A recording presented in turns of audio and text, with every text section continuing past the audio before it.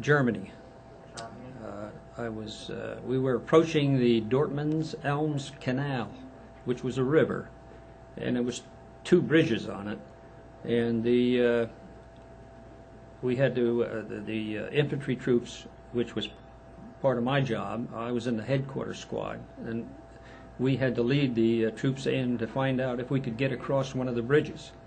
And of course we had a little firefight before that with there was like farm fields ahead of us on the left and right, and some of the there was like little mounds of dirt and berms and caves along the side, and we had some small arms fire come to that, and we finally got through that and had to do quite a bit of shooting, and then we finally got to the canal, and then we had to decide which bridge we were going to go across.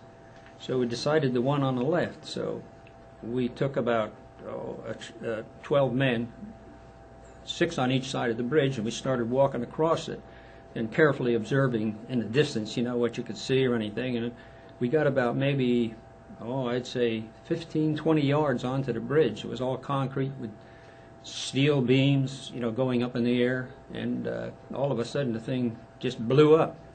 So they had it mined, or they had it by detonation from a distance, you know, when they seen us on it. Well, it actually killed the guy to my right and broke the arm to the fellow on my left, and they were only standing maybe 4 feet from me.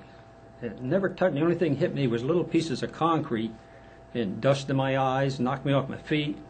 And of course, my gun, I couldn't find that right away until the smoke cleared finally, and the dust and everything. Finally, we had to retreat back off the bridge. And we got off the bridge and pulled some of the others with us that couldn't walk after that. Well, a couple of guys had a broken leg and all that sort of stuff. Well, anyway, we got back, and then the platoon sergeant said to me, he says, "We got to find a way to see if we can see what's on the other side." So he says to me, he says, "You think you can go over there and climb up one of the girders or something?" Because a couple of them were sticking right straight up in the air on a slant. So I went back on the bridge by myself and climbed up on the girders and tried to see if I could see anything over there, you know. Well, they started sniping at me when I climbed up the girders, and it was small arms fire was bouncing off the metal. You could really hear it really loud, you know. And I'm thinking, man, I got to get out of here. And finally, I could see some German troops about maybe 100 yards away in the edge of this field. I could see 3 or 4, and it was like a machine gun emplacement. And it looked like they were all lined up in that direction, facing the bridge that was over to the right, figuring we were going to go over that bridge, and they were going to let us come over, and then they were all dug. There was maybe, it was probably about 100 yards long. They had a big trench, and they were all lined up there to face that other bridge. So I got back down off the thing, and then we went down to the river. We had to find a way to get across, and it was we couldn't go to the other bridge. There was a reason we couldn't go there, I guess, in kind of they had it barricaded or something. So we had to we went down to the water, and we found a few old boats and stuff, and we put about 24 men in it. And we got in the boats, and we used anything we had for a paddle, and we paddled our way across. Then we got on the other side, and I told the platoon lieutenant, or the captain rather, too, at that time, that I says, the only thing we can do is rush the troops, the German troops on the other side, where they were, like I said, they were dug in that direction.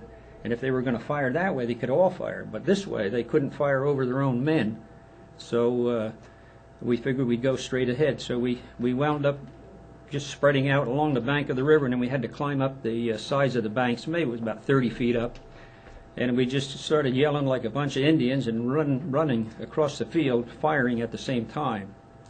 And when we done this, we were able to, we probably killed about 6 or 7 of the Germans, and they started firing, but we had actually disabled their machine gun with just a couple rounds.